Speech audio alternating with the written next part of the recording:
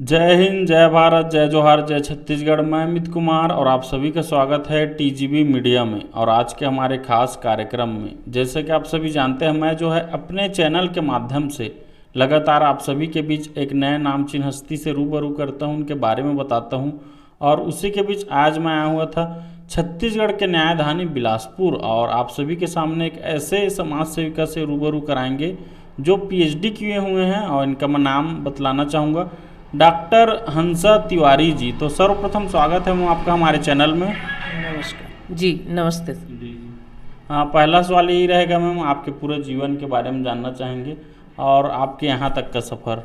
जी, मेरा जन्म तो बिलासपुर शहर में ही हुआ है और यहीं की हूँ मैं। और बचपन से ही मेरे अंदर में था कुछ करना है मुझे आगे, कुछ ना कुछ।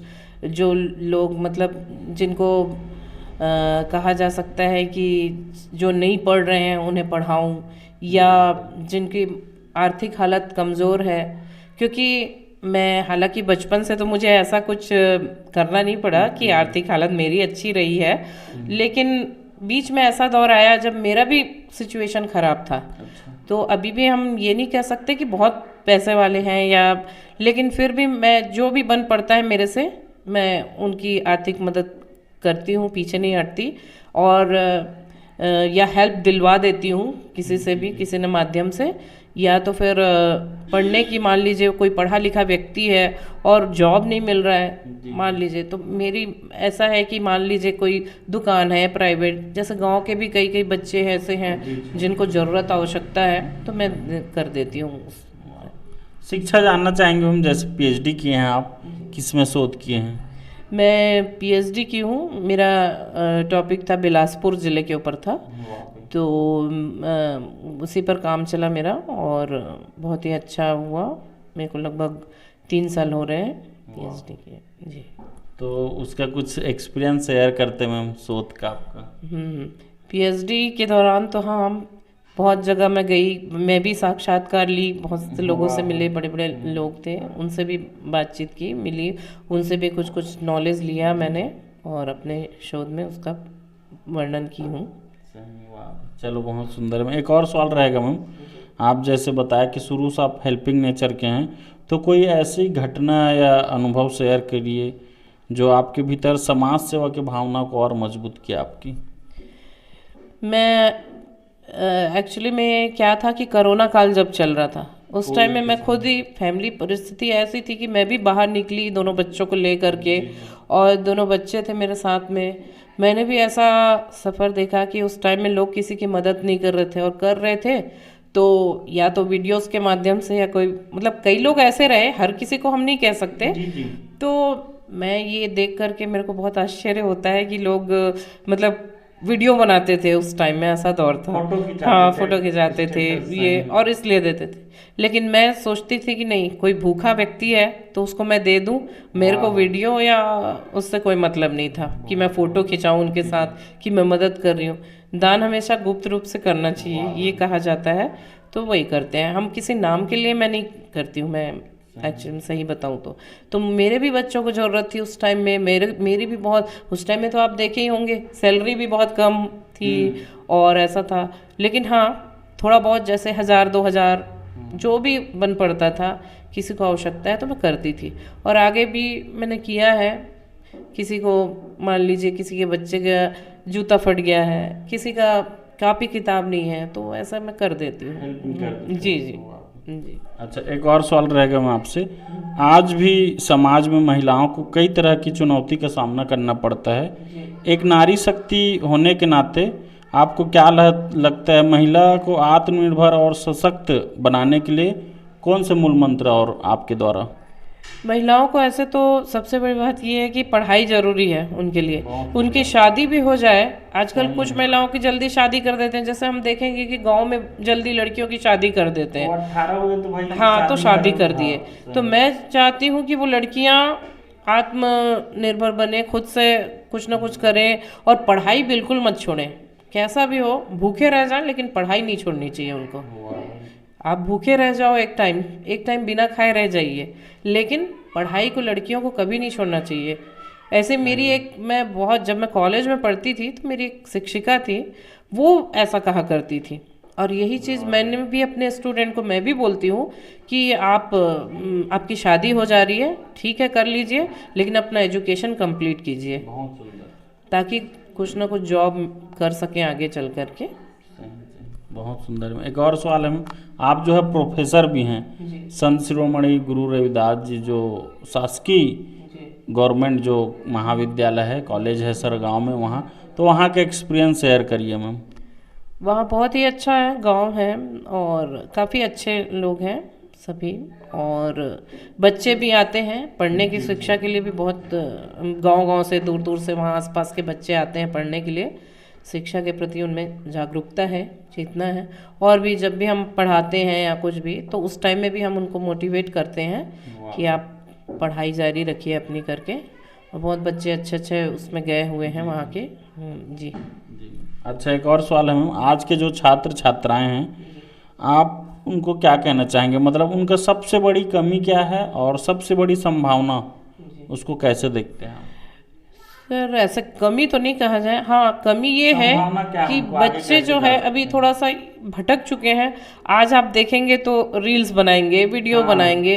कॉलेज में भी ऐसा ही, स्कूल में कॉलेज में जहाँ भी देखते हैं, अब स्कूल में थोड़ा अनुशासन रहेगा, कॉलेज के बच्चे रील्स बनाने में लगे रहते हैं। कभी ऐसा हमने देखा है, और बड़े बड़े कॉलेज हो चाहे छोटे कॉलेज, आज हर जगह वही चल रहा है, रील्स बन रहे हैं जो भी है।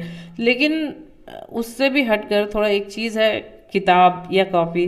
तो हम चाहते हैं कि आधे बच्चे लाइब्रेरी में भी नज़र आएँ, लाइब्रेरी में पढ़ें, ज्ञान लें, किताब नॉलेज लें, और भी जनरल नॉलेज जाने कि ये नहीं कि बस यहीं तक सीमित रहें, ऐसा नहीं है। बाहर, भारत के बाहर की भी जानकारी लें, ये हम चाहते हैं।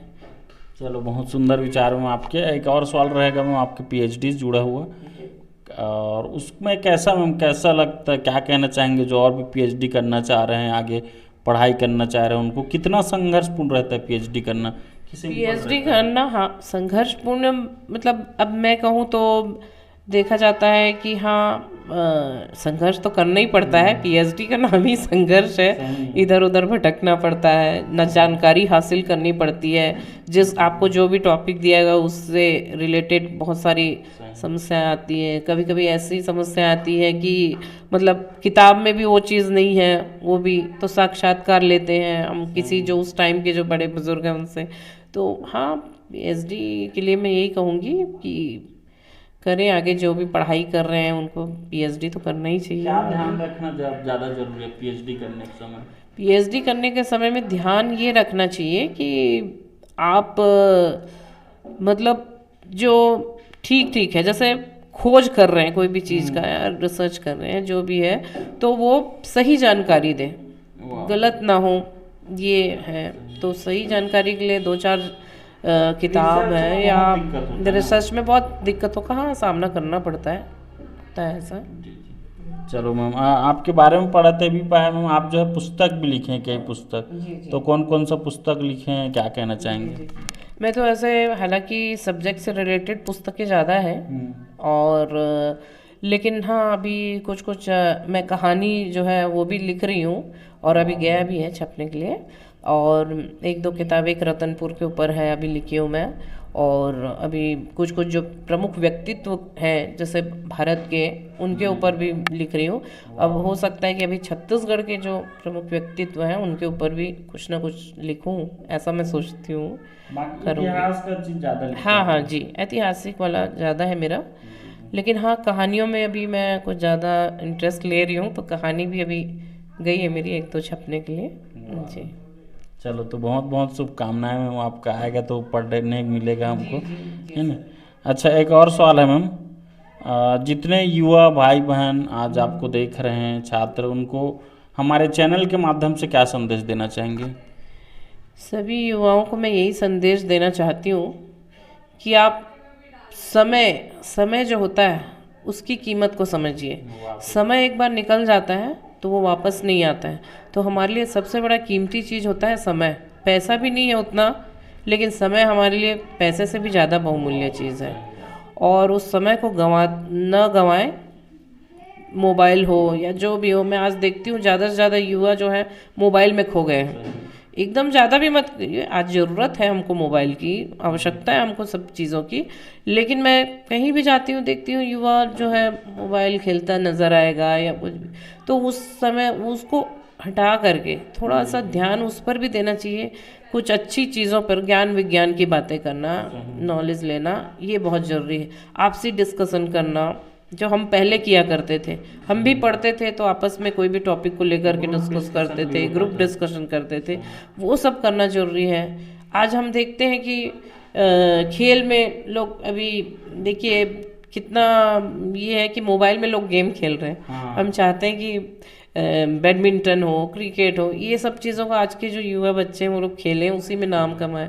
कुछ युवा बच्चे ऐसे हैं जो मान लीजिए उनको पढ़ाई की इच्छा नहीं हो रही, मैं तो ये भी अपने स्टूडेंट को भी यही कहती हूँ कि आपका पढ़ने का मन नहीं है तो आप ऐसा कीजिए कि आप ये सीखिए कि आपको सामान कैसे बेचना है, दुकानदारी, बिजनेस। आज हर किसी को तो नौकरी नहीं मिल सकती है, लेकिन आपको उस पर आपको काम करना चाहिए, उससे रिलेटेड किताबें पढ़िए आप, हम यही चाहते हैं। चलो, बहुत बहुत सुंदर विचार में आपके। एक और सवाल है मैम, ये चैनल का मेरा खास कार्यक्रम है, ये सवाल मैं सबसे किया हूँ तो आपसे भी करना चाहूँगा। सवाल सिंपल है मैम, जीवन क्या है? तो डॉक्टर हंसा तिवारी मैम के अनुसार जीवन का परिभाषा क्या है, क्या कहना चाहेंगे? आपके अनुसार है क्या जीवन? जीवन का परिभाषा तो मैं ये कहना चाहूँगी कि एक्चुअली में आप जीवन अच्छे से जिए और साथ में ये भी देखिए कि कौन दुखी है, कौन। आज अधिकतर हम ये देखते हैं कि बहुत से लोग अपनी दुनिया में मगन रहते हैं, उनको कोई मतलब नहीं होता कि यहाँ सामने क्या हो रहा है, तो वो किसी मतलब उसमें पढ़ना नहीं चाहते कि नहीं हमको नहीं पढ़ना है, हमको हमारा देखना है, तो वो नहीं होना चाहिए। आपके जीवन का उद्देश्य, आपको एक अच्छा उद्देश्य लेके चलना चाहिए जीवन का, कुछ ना कुछ अच्छा करना चाहिए उसके लिए। चाहे आप लोगों की सेवा करें, चाहे गरीब दुखी हो उनकी सेवा कर सकते हैं। जीव जंतु भी हैं आपके आसपास में, बाहर में डॉग घूम रहे हैं, भूखे प्यासे हैं, मान लीजिए अभी गर्मी का दिन आ रहा है, प्यास लग रही है उनको, आप उनको पानी नहीं दे रहे हैं, तड़प रहे हैं जीव जंतु। तो ये मानवता जो है वो होनी चाहिए और वही जीवन का असली लक्ष्य है। और उसके आगे तो अब जीवन में तो ये है कि दुख आता है तो आप दुखी मत होइए, बल्कि एकदम हंस के रहिए और हंसाते भी रहिए। ये नहीं कि आप खुद हंस रहे हैं, बल्कि आपकी हंसी से दूसरों को भी हंसी आनी चाहिए, ये होना चाहिए। तो मैं हंसते रहती हूँ और लोगों को भी जो भी मेरे से जुड़ा है उनको हंसाते रहती हूँ। चलो, बहुत सुंदर मैम। आपका हॉबी भी जानना चाहेंगे मैम, आपका हॉबी क्या है? मेरी हॉबी तो वही है, लिखना पढ़ना, वो तो है ही है, लेकिन साथ में कभी कभी ऐसे ही गाना सुनना या गाना गा लेना वो अच्छा लगता है। 2 लाइन अगर गुनगुनाएंगे तो गाना 2 लाइन सुनना चाहेंगे मैम, कोई भी सभी जो आपको पसंद हो, 2 लाइन। मैं तो ऐसे भगवान कृष्ण के गाने ज़्यादा सुनती हूँ, बाकी बिहारी को बहुत मानती हूँ मैं, कृष्ण जी को, और उन्हीं के मतलब भजन जो है वो सुनना मेरे को ज़्यादा अच्छा लगता है। सुबह सुबह उठ कर के मैं सबसे पहले उन्हीं का भजन सुनती हूँ। और ऐसे और भी फिल्मी गाने अच्छे लगते हैं जो पुराने हैं, किशोर दा के गाने भी अच्छे लगते हैं मेरे को। तो 2 लाइन कुछ भी ठीक है, सुनाती हूँ। राधे राधे राधे बरसाने वाली राधे, राधे राधे राधे बरसाने वाली राधे। वाह, चलो, बहुत बहुत सुंदर लगा मैम। अंतिम सवाल रहेगा मैम, आज आपको पूरे छत्तीसगढ़ वासी, देश दुनिया के लोग देख रहे हैं, उनको हमारे चैनल के माध्यम से क्या संदेश, क्या कहना चाहेंगे? मैं सभी छत्तीसगढ़ वासियों को यही संदेश देना चाहती हूँ कि छत्तीसगढ़िया सबले बढ़िया, ये वर्ड सब आके बोलते हैं और हम भी बोलते हैं, क्योंकि यहाँ छत्तीसगढ़ के लोग भोले भाले हैं, सीधे साधे हैं। और मैं चाहती हूँ कि वो लोग मतलब जैसे बहुत से जो बाहर के लोग आते हैं वो लोग भी बहुत मतलब आज आगे बढ़ चुके हैं, कहीं ना कहीं वो लोग अपनी मेहनत से आगे बढ़े हैं। वो लोग भी, छत्तीसगढ़ वासी भी बहुत मेहनती हैं, सब कुछ है उनके पास में। तो मैं चाहती हूँ कि वो भोले भाले हैं, सीधे साधे हैं, लेकिन साथ में उनको और भी ज़्यादा आगे बढ़ना चाहिए, और भी ज़्यादा मेहनत करनी चाहिए। गांव-गांव में हम देखते हैं कि कुछ लोग ऐसे हैं जो पिछड़े हुए हैं, अभी भी गरीबी का जीवन जी रहे हैं, बाहर मेहनत करने जा रहे हैं। मैं चाहती हूँ कि वो लोग यहीं पर कुछ ना कुछ बिजनेस से रिलेटेड चीज़ें करें। मैं ये चाहती हूँ आर्थिक स्थिति को अच्छा करें पहले, तो सबसे पहले तो जो भी गरीब तबके के लोग हैं, पिछड़े हुए हैं, गरीब मतलब गांव के, उनको मैं यही कहना चाहती हूँ कि उनको भी कहीं ना कहीं उद्योग से रिलेटेड या बिजनेस से रिलेटेड बहुत सारी चीज़ें जो है वो करनी चाहिए। जैसे बाहर के भी बहुत से लोग हैं, वो लोग कर रहे हैं, मेहनत कर रहे हैं, आगे बढ़ रहे हैं, वो लोग भी यहाँ आकर के बसे हुए हैं, वो लोग भी मेहनत कर रहे हैं। तो उसी हिसाब से उनको भी हम चाहते हैं कि छत्तीसगढ़ के हमारे जो भाई बहन हैं वो लोग भी आगे बढ़ें।